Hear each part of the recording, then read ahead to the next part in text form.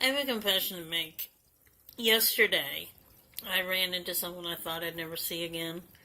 It was someone I used to work with at Barnes and Noble, who I was very enamored of. He was enamored of the person who betrayed me with my ex. He also would always, if she and I were in a room, he'd pay attention to her. She was gorgeous. I mean, she's Italian and English, and she had the long black hair and the perfect figure and all that. And I was just, well, me. Part of my self-esteem deal. Because I know you say I'm attractive. I don't see it. I don't think I'm hideous, but when I get my teeth fixed, it'll be better. Maybe I'm attractive now, who knows. Anyway, so I ran into him, and the funniest thing about it is that he tells me I look good, first of all, thanks a lot. Then he says to me, then he's telling me his life story. I don't know, people have a tendency to tell me their life story. I don't know, I must have this face. Tell me your life story. Talk to me, David. It may happen. I don't know, but, funny thing is he's in his 60s. He has snow white hair. He has a ponytail. So it seems that I'm doomed to be enamored of men in their 60s who have ponytails, white hair, or the potential to have a ponytail. Anyway, I promised you the story of A, which is not the story of O. It would be a lot more interesting if it were the story of O, but no. It's the story of A. Maybe one day it will have story of O elements. Wishful thinking. Anyway, we ready? Alright, this is part one because there are parts of it that are really emotional, so I'm going to break it up. Once upon a time, back in 1999, when you were a mere 8 years old and might not have even known about David, or weren't aware of him, you might have been. Hey, you probably were, because your mom, you said, listen to Talking Heads.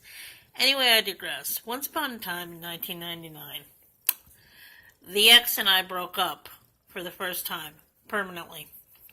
We had about 3 permanent breakups. This was the first one. So it was the summer of 1999, and I spent most of it, in my crappy little studio apartment, crying my eyes out, watching a lot of TV. I had seen on the Food Network there was this new cooking, because since I was small, I've loved cooking shows. I used to watch, growing up, I watched Julia Child. I was in love with Rex Harrison. I watched Julia Child. I read Shakespeare when I was 9. I was a strange child. I'm a strange adult. But back to the story, there was a new cooking show called Good Eats. And I said, alright, I'll check it out. So I watched it. It was a half-hour show. And after the half hour was over, I was like, what the hell did I just watch? Because it wasn't like any other cooking show I ever saw. The guy who looked an awful lot like Thomas Dolby at the time, Alton Brown. I'd never heard of the name Alton, but he cooked, but he also did history. He had little skits. He had, parts of it were really funny. It was like Monty Python as a cooking show, which he has said was what he was going for, so he succeeded. So I was hooked from the first episode. I watched it every week when it was on. About 2.5 years into it, I started thinking, is it just me or is this guy kind of interesting? And I was talking to friends, and they said, no, he's good looking, he's alright. And I said, yeah, he's cool, maybe I'll meet him one day.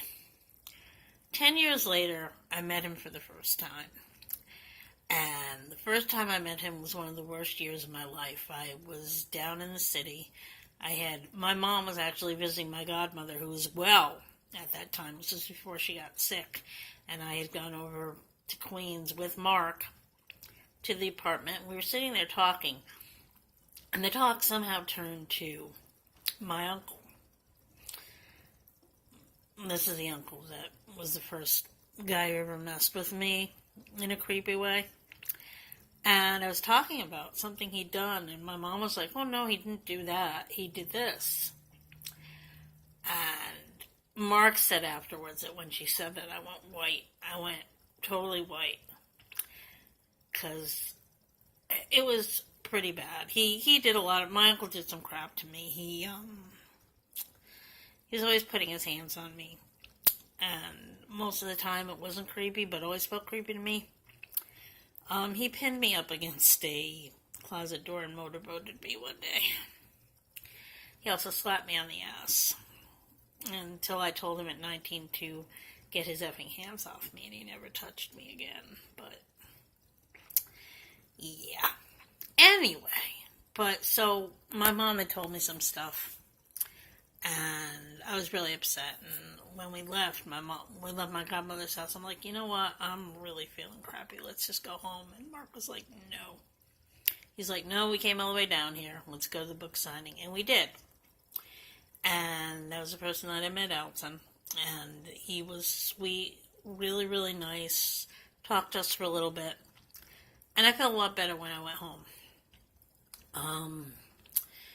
The next time I saw him, I had this particular friend, Lisa.